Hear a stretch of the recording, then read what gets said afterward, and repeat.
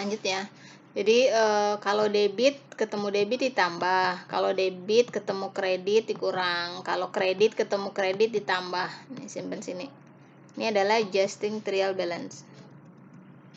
Kemudian ada kolomnya, ada income summary ya. Ini sebenarnya ada yang menyebutkan kolom income summary, ada yang ngomong profit and loss, ada yang ngomong income statement, yang ini nih istilahnya gitu. Sama ini ada balance sheet. Ya, income summary atau profit and loss atau apa ya namanya, profit and loss, income statement.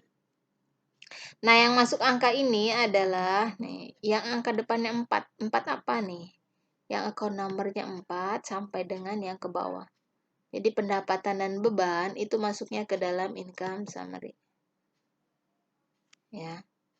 Kemudian sisanya angka depan 1, 2, 3 itu masuk ke dalam balance sheet atau masuk ke dalam neraca. Tuh. Angkanya dari mana? Kalau kita sudah mengerjakan adjusted trial balance, maka jangan lihat angka di yang sebelumnya. Jangan lihat angka trial balance dan jangan lihat angka adjusting journal entries. Tapi lihat dari adjusted trial balance. Ya. Nah, nanti lihat selisihnya. Nah, di sini kan udah ada hasil labanya berapa. Nah, ini labanya. Ya, itu neraca lajur. Kemudian kita masuk ke laporan laba rugi. Laporan laba rugi ini diambil dari dari neraca lajur ya. Neraca lajur kan fungsinya untuk membantu proses penyusunan laporan keuangan ya.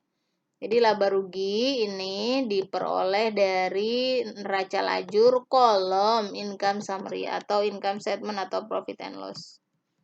Nah, cara mudah mengerjakannya ya. Kan profit and loss kan isinya pendapatan sama beban. Nah, ini kan yang pertama adalah sales nih. Ya, ada sales. Angka depan 4. Angka depan 4 kan normalnya itu kan di kredit.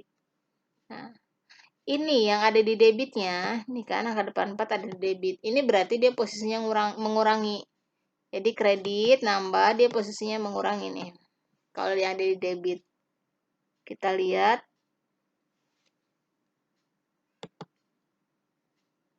Tuh, sales, kemudian sales return, sales discount. Mengurangi. Kemudian nanti dapat ini saya tutup aja dulu ya. Untuk memudahkan kalian.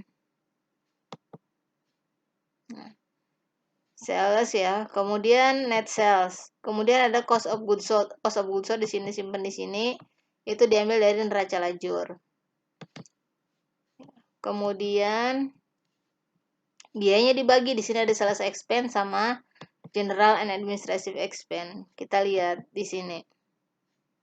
Kan ada di posisi debit nih ya. Tadi cost of goods sold udah, kemudian yang nih 61 tuh, nomor 61. Nah, ini nih yang tadi saya bilang masuk ke sales expense. Kemudian ininya adalah ke yang administrasi expense sampai 6. Nah, kemudian bebannya jumlahkan. Ya, ini dijumlahkan, yang ini juga jumlahkan, simpan di sini. Ini operating income itu diperoleh dari laba kotor. Kan ada gross profit ya. Ini angka di sini nih. Ya, gross profit dikurangi dengan jumlah biaya operasional. Ya, jumlah profit gross profit dikurangi laba operasional. Kemudian untuk biaya lain-lain, nih, ya kalian masukkan yang ada di soal aja ya. Kalau ya dia posisinya ada di kredit, berarti kan pendapatan ya. Kalau di debit berarti beban. Yang di debit itu nanti mengurangi posisinya. Net income before tax. Nah, ini yang kita masukkan, net income before tax. Ya, net income before tax itu ini dijumlahkan nih yang ada income-nya tadi. Kalau pendapatan nambah, kalau biaya ngurangi. Di sini nih hasil penjumlahan ini semua nih, hasil penjumlahan yang di sini. Nah, ini hasilnya bisa negatif, bisa positif ya hasilnya. Karena tergantung jumlah biayanya lebih besar mana, lebih besar pendapatan apa lebih besar beban. Kemudian ada net income before tax, laba sebelum pajak. Ini laba sebelum pajak. Nah, tadi kan di soal penyesuaian ada rekonsiliasi fiskal ya. Dimasukkan rekonsiliasi fiskalnya sesuai dengan data yang ada di ini. Masukkan yang harus dikoreksi.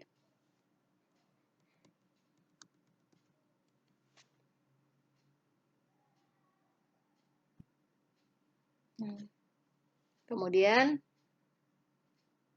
kalau sudah diperoleh rekonsiliasi fiskalnya, ini. Nah, income tax expense-nya, nih ya, income tax expense-nya itu kan diperoleh dari ketentuannya nih. Yang saya bilang di sini tadi, penyesuaian, ketentuannya adalah 50% kali 25% kali laba kena pajak. Jadi ini kan 65 dikali 50% dikali dengan 25%. Ya. Laba setelah pajak berarti dikurangi dari laba sebelum pajak kurangi pajak penghasilan, dapatlah laba setelah pajak. Itu untuk laporan laba rugi. Kemudian laporan perubahan ekuitas atau retained earning ya, atau laporan perubahan laba ditahan. Ini ada retained earning awal. Ya, ini bisa juga dari neraca lajur. Dari kolom balance sheet.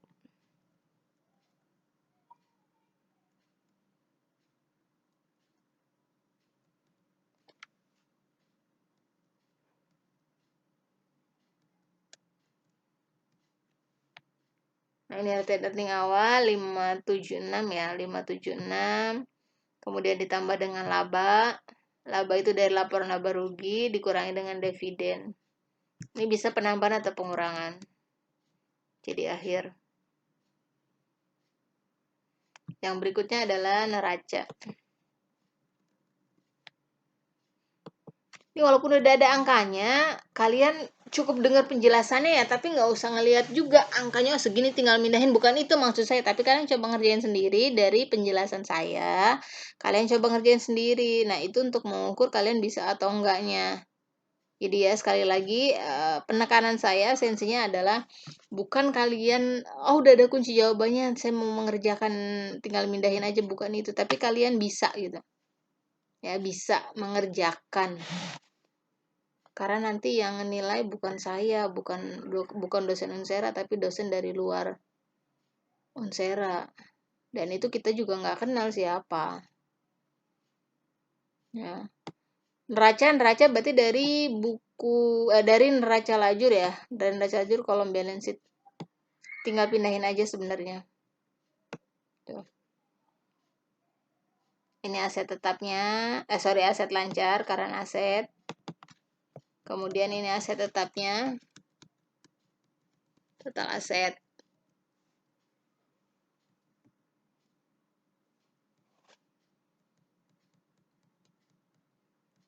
Kemudian posisi liability-nya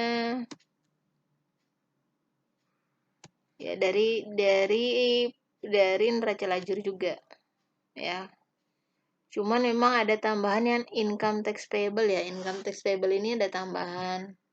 Kenapa ada tambahan? Karena kalau yang di neraca lajur nih income tax payable itu dia kan belum termasuk nih ya yang angka ini. Ini kan belum termasuk pajak penghasilan atas perusahaan yang tadi 50% kali 25 kan. Makanya posisi di sini income tax payable-nya itu dari neraca lajur ditambah dengan income tax payable yang ada di laporan laba rugi yang ini. Nih.